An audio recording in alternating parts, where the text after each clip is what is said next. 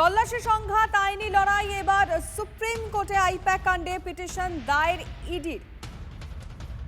I-PAC কাণ্ডের petition দায়ের এবং 3 ইডি আধিকারিক রাজ্যের বিরুদ্ধে মামলা করেছেন। শ্রাবন্তী সাহার কাছে এই বিষয়ে আরো তথ্য রয়েছে, আমরা জানবো। শ্রাবন্তী, দেখো, কলকাতা হাইকোর্টের বিচারপতি শুভ্রা ঘোষ যখন এই মামলাটি 14 তারিখের জন্য শুনানির জন্য স্থির করে দিয়েছেন, তারপর পরই খুব স্বাভাবিকভাবেই এই বিষয়টা স্পষ্ট হয়ে গেছিল যে কলকাতা হাইকোর্টের সঙ্গে সঙ্গে কোনো রিলিফ না পাওয়া শীর্ষ আদালতের দ্বারস্থ হবে ইডি।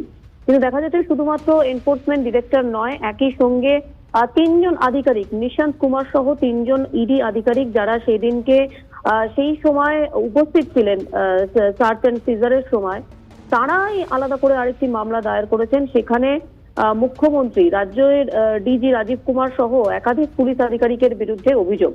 মূল অভিযোগ রয়েছে যে রাজ্য সরকার এবং মুখ্যমন্ত্রী সহ এই সমস্ত পুলিশ আধিকারিকরা তাদের যে সময় সার্চ অ্যান্ড সিজার হচ্ছিল সেই তল্লাশির সময় যান, জোর করে সেখানে প্রবেশ করেন, অন্যায়ভাবে বাধা দেওয়া হয় এবং বলপ্রয়োগ করে সেখানে প্রবেশ করার চেষ্টা করা হয়।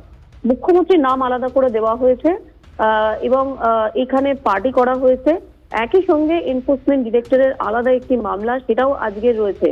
যদিও এখনো পর্যন্ত প্রধান বিচারপতি শীর্ষ আদালতে তার ঘরে এটা আলাদা করে মেনশন হয়নি, তবে নিঃসন্দেহে আজকের শীর্ষ আদালতে এই দুটি মামলা যদি শোনা হয়, তাহলে যে দুটোর প্রেয়ার যেটা ছিল যে এই গোটা ঘটনাটার উপরে হস্তক্ষেপ করা হোক এবং সিবিআই তদন্তের আর্জি করা হয়েছে, এই বিষয়গুলির উপরে শীর্ষ আদালত আজকের এই শুনানি হলে শুনতে পারে। তবে এখনো পর্যন্ত প্রধান বিচারপতি শীর্ষ আদালত তার ঘরে মেনশন করা হয়নি আলাদা করে।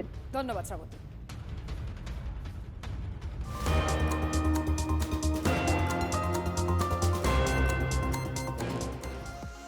কি ছিল সবুজ ফাইলে? কি লুকোতে চাইলেন মুখ্যমন্ত্রী? প্রশ্ন তুলে মমতা বন্দ্যোপাধ্যায়কে নিশানা বিজেপির দিল্লির নেতাদের। ফাইল চুরির অভিযোগে শান দিতে রাজপথে বিরোধী দলনেতা। এবার নবান্নের সামনেই বসার হুঁশিয়ারি শুভেন্দু অধিকারী।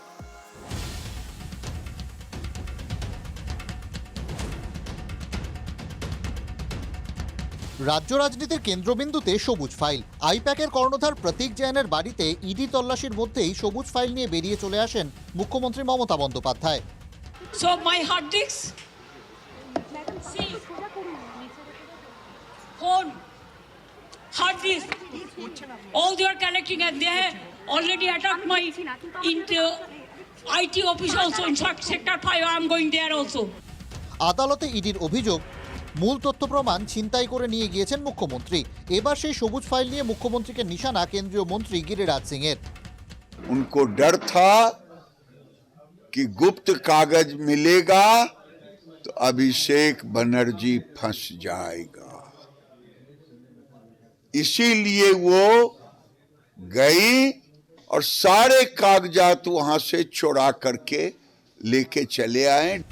মমতা বন্দ্যোপাধ্যায় এবং পুলিশের ভূমিকাকে অতি সক্রিয়তা হিসেবে দেখছে এনফোর্সমেন্ট ডিরেক্টরেট। কেন এই অতি সক্রিয়তা? প্রশ্ন বিজেপি নেতা রবিশঙ্কর প্রসাদের। इतनी मजबूरी क्या आ गई कि आप एक हरे रंग के फाइल को छीन करके भागी? और तो और देखा होगा कि उनके साथ पुलिस कमिश्नर भी थे, पुलिस कमिश्नर भी थे, डीजीपी भी थे। সবুজ ফাইল ঘিরে উত্তপ্ত রাজনীতির আবহেই চড়া সুর শুভেন্দু অধিকারীর। নবান্নের সামনে ধর্ণা দিতে চান শুভেন্দু, পুলিশ অনুমতি দেয়নি, হাইকোর্টে যাচ্ছেন তিনি। 15 বা 16 জানুয়ারি ধর্ণায় বসতে চান বিরোধী দলনেতা। ফাইল চুরি করেছে, নবান্নর সামনে বসবো। আমি চেয়েছি 15 তারিখ 16 তারিখ একদিন আমি বসতে চাই, পুরো দিন। যেখানে বলবে, পুলিশকে চেয়েছি, পুলিশ রেসপন্স করেনি, আমি কোর্টে যাব। আইপ্যাকে ইডির তল্লাশির প্রতিবাদে 9 তারিখ রাজপথে নেমেছিলেন মমতা। যাদবপুর থেকে হাজরা, দুদিনের মাথায় দক্ষিণ কলকাতাতেই পদযাত্রা শুভেন্দুর। মিছিল করলেন যাদবপুর থেকে দেশপ্রিয় পার্ক। ওই দিনকার মিছিল, আজকের মিছিল দেখুন, ওটা সরকারি মিছিল ছিল, ওটা আই লাভ ইউর মিছিল ছিল। মমতার দিকে কেউ তাকায়নি, দেবকে দেখছিল, সোহমকে দেখছিল। আত্মরক্ষার অধিকার, সেদিন যুক্তি দিয়েছিলেন মুখ্যমন্ত্রী, পাল্টা জবাব বিরোধী দলনেতার। চোরের মতো কেন এসছো? তুমি চুরি করে সব মানুষের এসআইআর এর ডাটা তুলে নিয়ে যাচ্ছিলে। আইন পারমিট করে না। আমার বাড়িতে 3 বার সিআইডি পাঠিয়েছে, আমার বাড়ির লোক চা বিস্কুট খাইয়েছে, আপনি পারেন না। শুভেন্দুর নবান্ন চলয় সবুজ সংকেত দেবে হাইকোর্ট, উত্তর খুঁজছে বিজেপি প্রশাসনও। Bureau report, TV9 Bangla.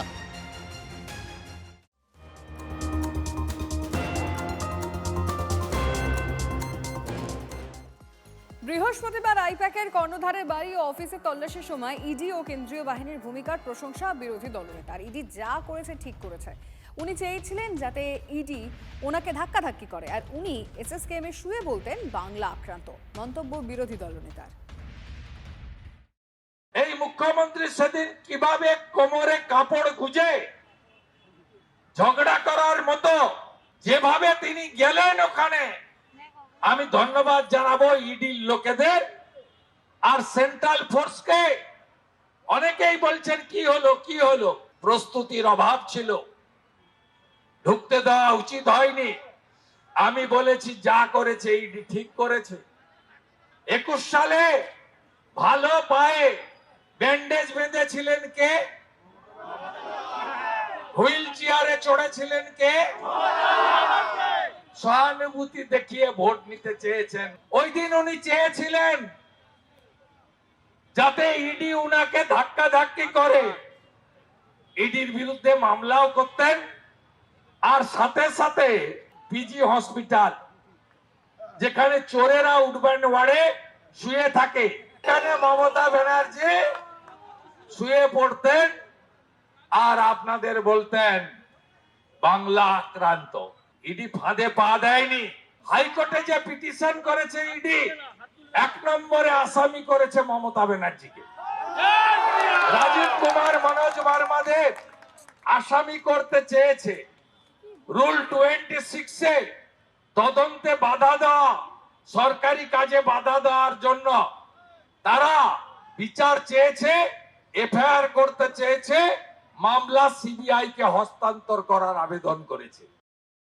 মামলা হয়েছে, দেখা যাক না। মামলা তো চিফ জাস্টিস শুনতেই চাননি, সুপ্রিম কোর্টে গেছে। শুনানি হলে বোঝা যাবে কত ধানে কত চাল। ইডি ঠিক করেছে না ভুল করেছে। অমিত শাহর হুকুমে ইডি এসছে, নিজেরাই বিপদে পড়ে গেছে। না নোটিশ দিয়ে 7 বছরের পুরনো কেসে গেছে। আর এই কয়লা কাণ্ডে তো শুভেন্দু অধিকারীরও নাম আছে। শুভেন্দু অধিকারীকেও তো কৈফিয়ত দিতে হবে কয়লা কাণ্ডের যদি তদন্ত ঠিক করে হয়। যেদিন বিজেপি থাকবে না তখন এই শুভেন্দু অধিকারীকে, তার বিরুদ্ধে সব কটা দুর্নীতির তদন্ত হবে, নারদা, সারদা, কয়লা, গরু এবং জেল খাটতে হবে। এই মুহূর্তে অত্যন্ত গুরুত্বপূর্ণ একটা খবরে নজর রাখছি আমরা। ইসরোর মিশনের যান্ত্রিক ত্রুটি, সফল উৎক্ষেপণের পরও পিএসএলভি C-62-তে যান্ত্রিক ত্রুটি। কথা বলবো এই বিষয়ে আমাদের প্রতিনিধি সায়ন্ত ভট্টাচার্যের সঙ্গে। সায়ন্ত, কি ত্রুটি, মানে এখন অবধি কি খবর এসছে? দেখো, যেটা ইসরো সূত্রে জানা গিয়েছে যে আজকে সকাল 10:18 পিএসএলভি C-62 রকেটের চেপে মোট 15টি উপগ্রহ মহাকাশে পাড়ি দেয়, যার মধ্যে অন্যতম ছিল DRDO অর্থাৎ প্রতিরক্ষা সংস্থার, প্রতিরক্ষা মন্ত্রকের গবেষণার যে সংস্থা, সে DRDO তৈরি কৃত্রিম উপগ্রহ অন্বেষা, যার মাধ্যমে মহাকাশের উপর থেকে শত্রুর উপর নজরদারি করা সম্ভব ছিল। সেই অন্বেষায় যে অংশটা ছিল, সেই অংশে কোথাও যান্ত্রিক ত্রুটি হয়েছে এবং অন্বেষা সেই নিজের যে নির্দিষ্ট উপগ্রহের দিকে যাচ্ছিল, নির্দিষ্ট কক্ষপথ দিয়ে যাচ্ছিল, সেটা থেকে অন্য কক্ষপথে চলে এসেছে। যে কারণে এখন ইসরোর ইঞ্জিনিয়াররা এবং ইসরোর যারা বিজ্ঞানী রয়েছে তারা তাকে মূলত নির্দিষ্ট করতে ফিরিয়ে আনার চেষ্টা চালাচ্ছে। যান্ত্রিক ত্রুটি যে মূলত হয়েছে যাত্রাকালে কোনো টেকনিক্যাল সমস্যা হয়েছিল, সেই টেকনিক্যাল সমস্যার জন্য কোথাও সম্পর্ক পুরো যে নির্দিষ্ট যে সম্পর্ক সেটা বিচ্ছিন্ন হয়ে যায় এবং তখনই কিন্তু উপগ্রহটি, অন্বেষা উপগ্রহটি অন্য কক্ষপথে চলে গিয়েছে বলে ইসরো সূত্রে খবর। ইতিমধ্যে সেই যান্ত্রিক ত্রুটি মেরামত করে অন্বেষাকে আবার নির্দিষ্ট কক্ষপথে ফেরানোর কাজ চলছে, তবে সেটা সময় সাপেক্ষ বলে জানিয়েছেন ইসরোর বিজ্ঞানীরা। সঙ্গে থাকো, আমাদের দর্শকদেরকে আরো একবার এই বিষয়টা জানিয়ে রাখতে। কিছুক্ষণ আগে আমরা সফল উৎক্ষেপণের খবর দেখিয়েছিলাম। ইসরোর মিশনের যান্ত্রিক ত্রুটির খবর সামনে আসছে। সফল উৎক্ষেপণের পরও পিএসএলভি C-62-তে যান্ত্রিক ত্রুটি দেখা গেছে। যেটা জানা গেছে, যাত্রার কিছু পরেই অন্বেষার রকেটের সমস্যা, নির্ধারিত রুট থেকে আচমকা দিক বদল অন্বেষার রকেটের। এই মুহূর্তে টেলিফোন লাইনে রয়েছেন আমাদের সঙ্গে director, Indian centre for space physics, Sandip Chakraborty. সন্দীপবাবু, এই মুহূর্তে দাঁড়িয়ে যে বিষয়টা আমরা একটু সহজভাবে বোঝার চেষ্টা করব আপনার থেকে, যে এই দিক পরিবর্তন, এটা এই যান্ত্রিক ত্রুটি কেন হয়, কি কখন এরকম হতে পারে? দেখুন, যদি পিএসএলভি রকেটটা আপনারা জানেন যে 4খানা স্টেজ একে একে 4টা স্টেজে স্যাটেলাইটটাকে অরবিটে পৌঁছে দেয়া হয় এবং প্রথম স্টেজ, দ্বিতীয় স্টেজ খুব সুন্দরভাবে কমপ্লিট হয়েছে। ফার্স্ট স্টেজে লার্জ সলিড রকেট মোটর ছিল, সেকেন্ড স্টেজে আর্থ স্টোরেবল লিকুইড স্টেজ ছিল, থার্ড স্টেজে ছিল high performance solid rocket motor.